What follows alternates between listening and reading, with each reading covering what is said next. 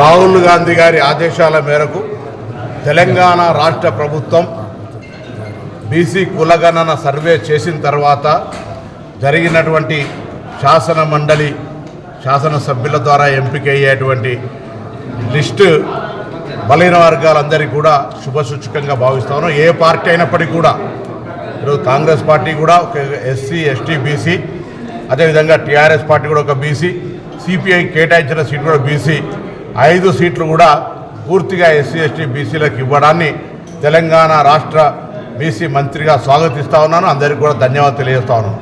ఇదే ఉత్సాహాన్ని ఇదే ప్రోత్సాహాన్ని తీసుకొని రాబోయే కాలంలో 42% రిజర్వేషన్తో పాటుగా అందరూ ఐక్యంగా ఉండి సామాజిక రాజకీయ ఆర్థిక అంశాల లోపల ఎదగాలని సందర్భంగా కోరుతాను.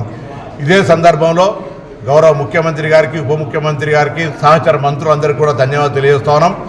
ఈరోజు పేద విద్యార్థులు చదువుకునే SC ST BC integrated hostels, ఒక్కొక్క పాఠశాల ఒక్కొక్క హాస్టల్ 200 కోట్లతోటి 55 ఇంటిగ్రేటెడ్ పాఠశాలలు 1100 కోట్ల రూపాయలతోటి శాంక్షన్ చేయడం అనేటువంటిది దేశ చరిత్రలోనే ఒక పెద్ద విప్లవాత్మకమైనటువంటి నిర్ణయం. దాన్ని కూడా ఒక విద్యార్థి నాయకుడిగా, బలహీన వర్గాల మంత్రిగా హృదయపూర్వకంగా స్వాగతం తెలియజేస్తాను. ఇది కూడా చాలా చారిత్రాత్మకమైనటువంటి ఒక విప్లవాత్మకమైన ఒక నిర్ణయం. ఇది 1100 కోట్లు 55 పాఠశాలలకు సంబంధించిన 55 నియోజకవర్గాల్లో తీసుకొని రాబోయే కాలంలో పేదలకు ఎస్సీ ఎస్టీ బీసీ మైనార్టీలు చదువుకోవడానికి ఏర్పాటు చేసిన ఈ గురుకులాలు వరల్డ్ క్లాస్ స్టాండర్డ్ ఉండే విధంగా యంగ్ ఇండియా ఇంటిగ్రేటెడ్ స్కూల్స్ను అనుమతించినటువంటి గౌరవ ముఖ్యమంత్రి, ఉప ముఖ్యమంత్రి, సహచార మంత్రులందరికీ ఒక బలహీన వర్గాల శాఖ మంత్రిగా ధన్యవాదాలు తెలియజేస్తా ఉన్నాను.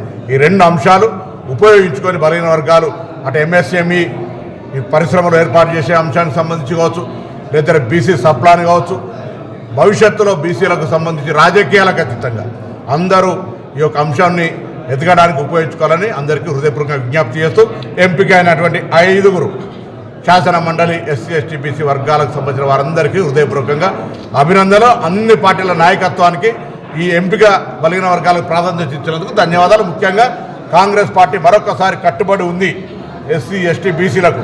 సిపిఐ కేటాయించిన సీటు కూడా బలహీన వర్గాలకు ఇచ్చే విధంగా మిత్రపక్షం. ఇది ఒక చారిత్రాత్మక నిర్ణయం. దాన్ని హృదయపూర్వకంగా స్వాగతిస్తాను.